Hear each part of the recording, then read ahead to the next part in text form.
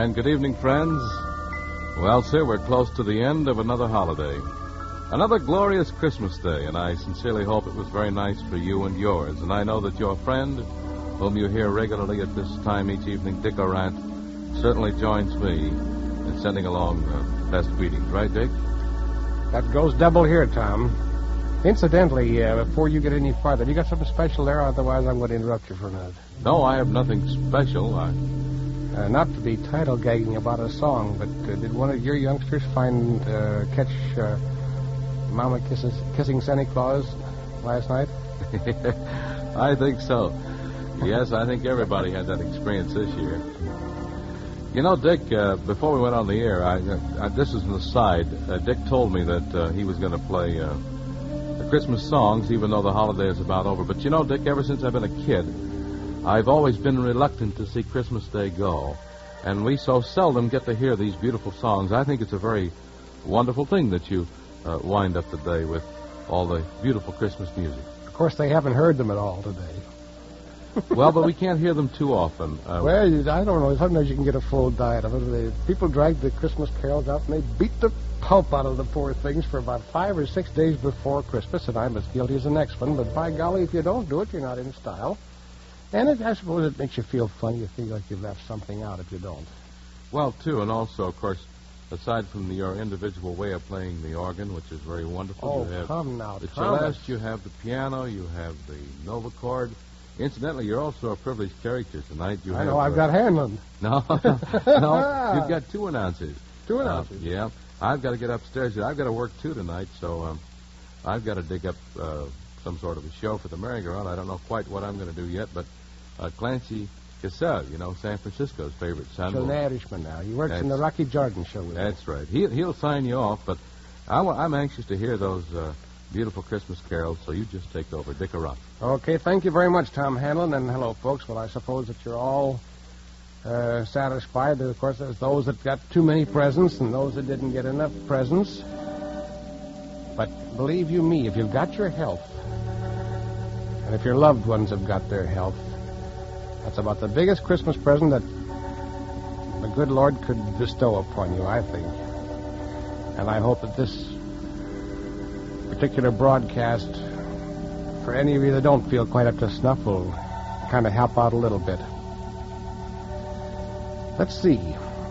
I've got the whole set of carols here. Joy to the world, deck the halls with boughs of holly, hark the herald angels sing, Adeste Fidelis, joy to the world. I said that. Little town of Bethlehem, Christmas tree, or Tannenbaum, as some of you know it. God rest you, merry gentlemen, good King Wenceslas, and First Noel, Oh Holy Night, Silent Night, and We Three Kings of Orient are. So I think I'll just throttle down on the chatter a little bit, the chin music, and give you a little bit more of the keyboard music. And I'm going to try in some of these cases, as we come along to them, to give you a little bit of a special, a little bit of a special treatment on the first one, just in the strictly traditional style, Joy to the World.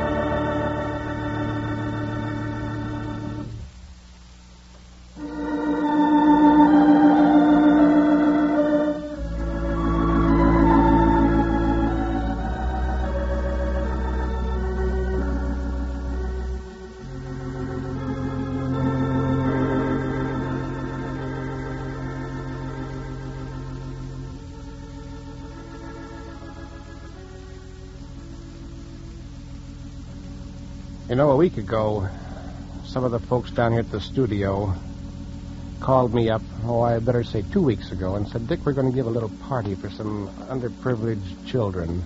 Not orphans, but just underprivileged kids, and we'd like you to come in and play the organ. And for the first time in my life, I realized just how terrific a gang we have down here in the CBS Employees Club.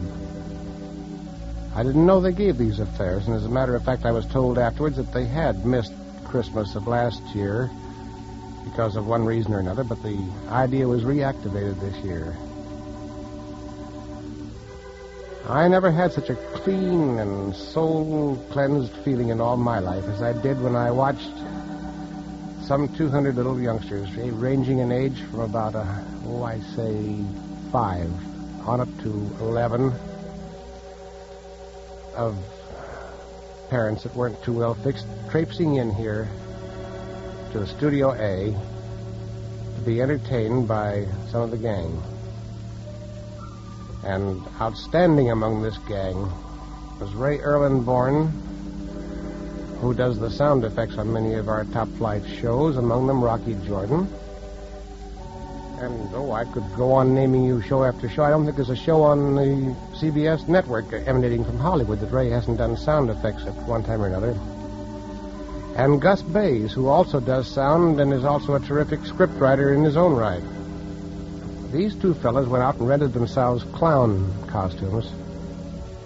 And believe me, no show, no circus that any of you ever saw had a finer clown act than these two boys. And for 2 hours and a half, they worked with these kids. And what made it peculiarly amusing at the time was that we were supposed to start at 1 o'clock, and half the gang of kids got there at 1, and the other gang didn't show up until after 2. So these boys had to be funny for 1 hour with nothing to go on in the way of vaudeville, just their own antics, knocking each other down, laughing and crying. And one fellow was the sad clown, and that was Gus, and Ray was the happy clown. And then A.J. Cunningham, one of the engineers here at CBS, one of the cameramen, I should say, for television, played Santa Claus. And you know something? He almost didn't need to use pillows. What a wonderful guy he was, though, as Santa Claus. And then all the young gals and fellows who are members of the Employees Club stood around making sure that none of the little tots missed their Christmas presents, because with a gang that big, you can imagine the risk and danger of overlooking some little tyke, which almost happened. One little gal was called up for her present, and they discovered that it was the wrong name, or else they had the wrong package. It was a boy's present for her, and so Santa Claus said, well, rather than you going back to your seat and waiting for your name to be called again, you sit here on Santa's knee until we come to your present.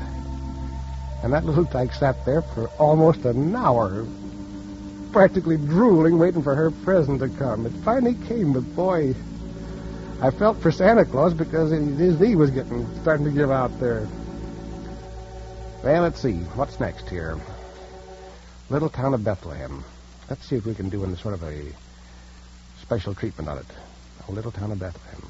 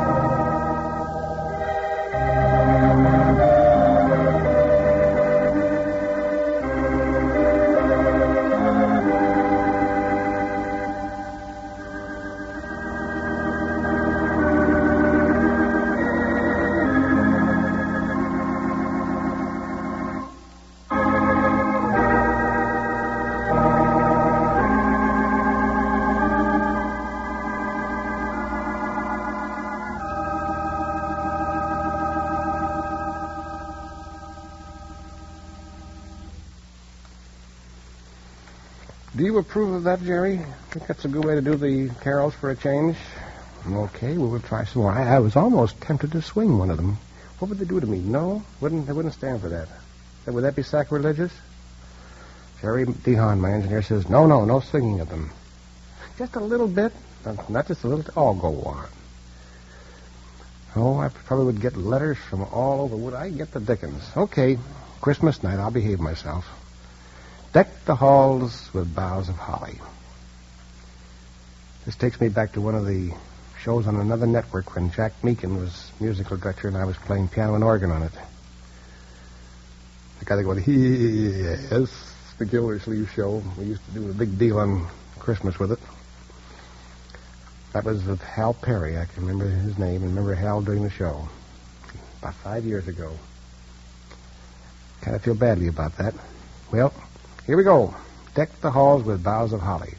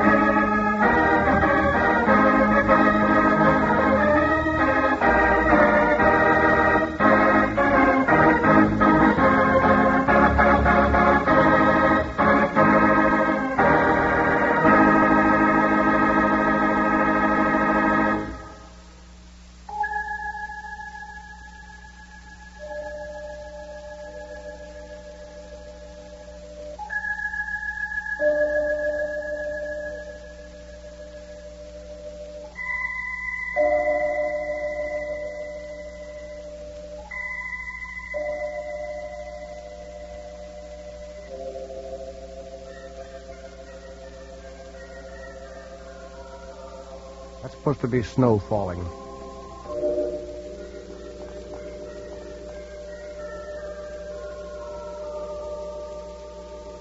And off in the distance,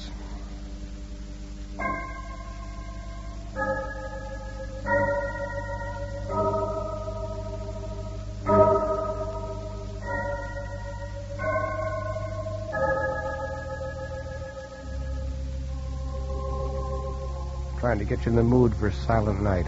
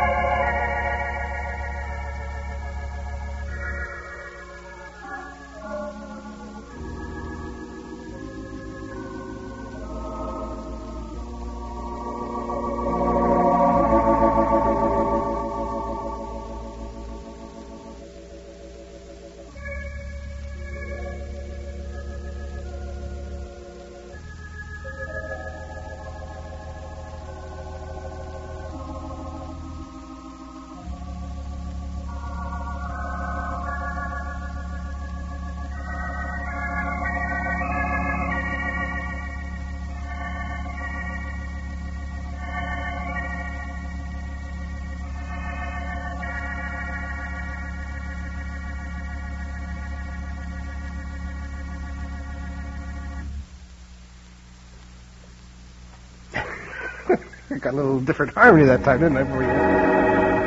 I had an awful temptation to put in some blue chords there, but I just haven't got the nerve. I feel devilish tonight, even though it is Christmas night. I feel good. I want to throw the works in if I possibly can here. Let's see. Oh, here's a cute one. Let me find this one in the book here. I'm reading these from the little hymnal book, folks. What's it called? Noel's, a collection of Christmas carols. It says, page 91, We Three Kings of Orient are. That's the right one? Oh, yes, that's the one. Here we go.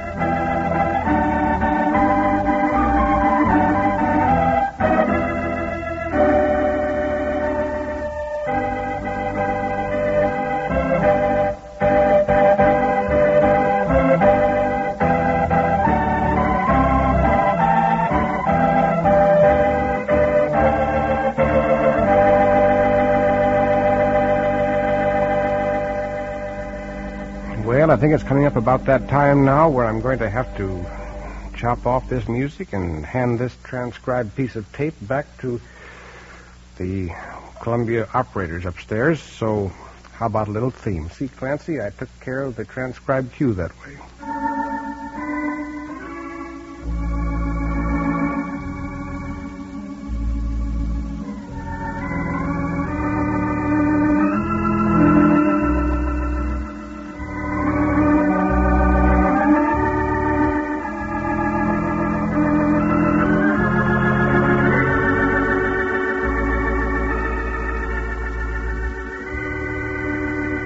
Now got 20 seconds to go to system. Got 15 seconds to go for system. It's just time enough for me to say that you've been listening to the organ-artistry of Dick Aurandt, coming to you from Studio B here at Columbia Square in the heart of Hollywood from CBS. And this is the CBS Radio Network.